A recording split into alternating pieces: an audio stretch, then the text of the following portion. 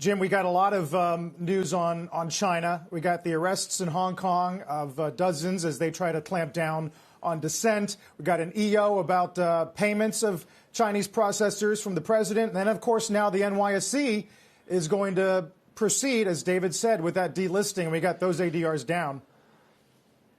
Boy, what cross currents here are really rather extraordinary. Remember, President Trump really was never that focused on the rights of the democracy in Hong Kong. Obviously, focused much more on business and on stopping Chinese business from doing well. I mean, I think that's the only way to put it. You've got these companies that I think that the president and some of his staff believe are PRC just. Let's say they're owned by the Chinese communists. So, yeah, I mean, it's a last-ditch attempt, I think, to destabilize relationships. So, Carl, I don't know. I mean, to me, you got to watch China. I thought it'd be a little bit easier. Right now, it's in a void. As David said earlier, of course, it's been a couple of iterations of decision-making here. Bob Pisani is going to try to walk us through what the NYSE's thinking actually has been. Hey, Bob.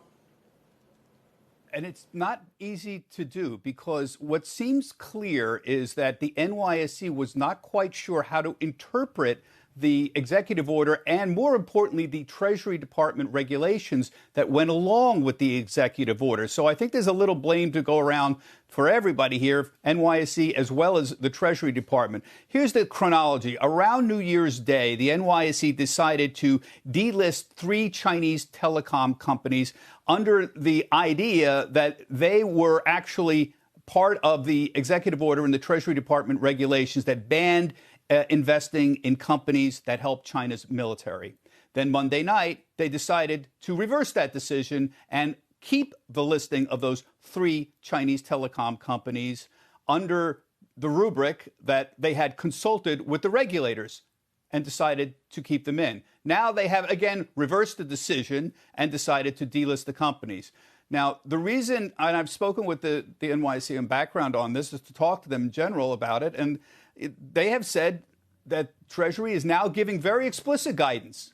They said before they didn't give explicit guidance on the 3 names, and that has cleared up, as a result of this, any ambiguity that existed before. The question, of course, is, well, why didn't we all figure this out beforehand? Why didn't we wait to clear up there's an ambiguity, go to Treasury and say, we don't know what's going on here. Can you tell us explicitly? And that's what's really kind of hard to answer here. It seems pretty clear that the regulations were ambiguous.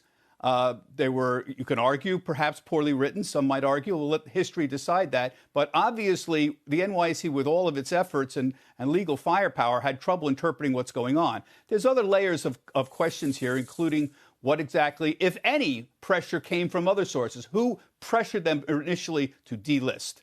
Number one. Number two, who would pressure them to not delist? Obviously, they have a major client, China, out there, where it has major source of IPOs for them. And that's, of course, very, very important consideration. We don't know, and the NYSE won't comment on whether China put any pressure on them at all. But it's certainly not unreasonable to consider that that may be a factor as well. Now, they also told me this morning that Treasury is publishing an expanded FAQ that will explicitly explain what's going on. So hopefully now all of this confusion will be cleared up, but it still leaves a rather lingering bad taste in everyone's mouth when a major organization has to twice make a decision to essentially reverse itself. And we'll try sorting out, again, the reasons why of the reversal. The ambiguity is clear, and that is perfectly understandable.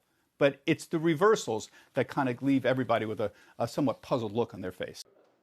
Shepard Smith here. Thanks for watching CNBC on YouTube.